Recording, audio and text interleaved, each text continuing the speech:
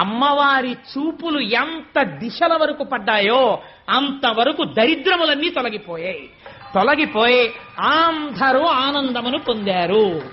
లక్ష్మీదేవి జన్మించింది ఆనాడు పాలసముద్రం దగ్గర ఉత్సవం జరిగినట్టు జరుగుతోంది.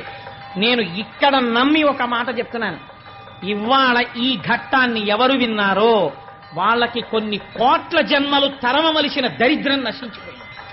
ఇది పరమ యథార్థం. అందుకని ఆ తల్లి